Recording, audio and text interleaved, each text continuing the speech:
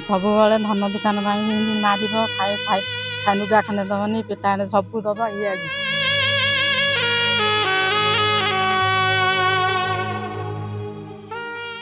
थाना परिसर में पहुंची जाइतिला गोटे नाली रंगर कार आउ सेतिरु दुई जण प्रेमी जुगल ओल्हौ ओल्हौ एही महिला जनक आरंभ कर देइतिले उत्तम मध्यम। किए एही महिला, एही प्रेमी जुगल सहित कौन थिला एही महिला संपर्क, कहीं थाना भितर आज महाभारत भली परिस्थिति सृष्टि होती, एसबू जानिबा आजिर ए रहस्यमय प्रेम भरा कहानी रे।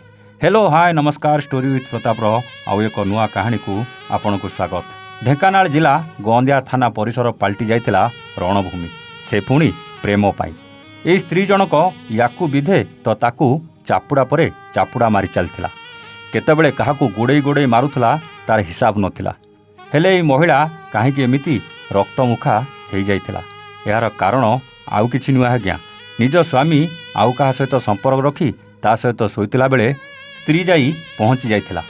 दर्शक बंधु, प्रेम केतेबेले कहा सहित हुए से कथा प्रेम करने बाला हुए तो जना न थाए, किंतु जड़े विवाहित पुरुष कि विवाहिता नारी जेतेबेले अन्य का प्रेम रे पड़ जाए सेतेबेले महाभारत भली परिस्थिति सृष्टि हेबार नजर सामना को आसीछि।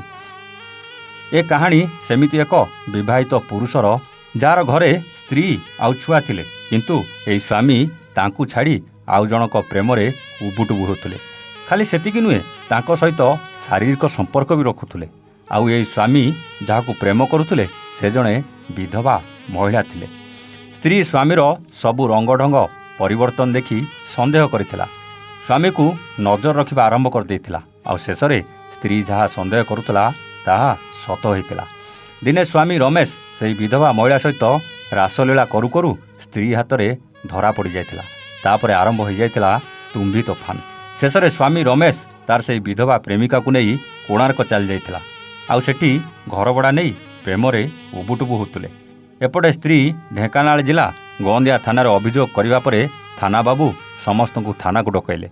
आउ ए नाली कार रे रमेश ता प्रेमिका को नहीं थाना भितरे पहुँचु पहुँचु से स्वामीर स्त्री एमानकु सांगरे देखी रागरे रक्त चाउल चोबेइथिला। आउ तापरर दृश्य आपणक सामना रे। आउ एसबु घटना परे पुलिस से स्वामी रमेश को भी गिरफ करिछि। दर्शक बंधु, आमे मानुछु से महिला जनक कम बयस विधवा हो जाइछन्ति, तेणु ताकर निश्चित इच्छा होइतबो का सहित संपर्क रखिबाकू। हेले आउ कार घर संसार भांगी एमिति आउ का सहित संपर्क रखिबा केते दूर ठीक। आउ आमे ए स्त्री को कहि रखिबू, आज्ञा आपणक स्वामी को संभाळिबा आपणकर काम। से विधवा महिला पाखरे एमिति कौन अछि जहा तम पाखर नाही, जोथिपाई तम स्वामी तमको छाड़ी आउ का प्रेम रे पड़ीगले। जदि तम स्वामी तमठू दूरेई आउ का भल पाइले ताहले तम भल पाइबा कौन कमी जाइतिला।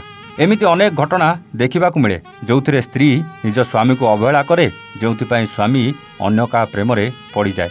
हेले एठी स्वामी रमेश को आमे गोटे कथा कहबू, आज्ञा तमे जेते जाहाकू प्रेम करुछ कर, समस्ते स्वार्थ सरीगले छाड़ी चली जिवे, किंतु स्त्री आउ छुआ तम सहित सबु बेले सबु परिस्थिति रे तम साथी रे थिबे।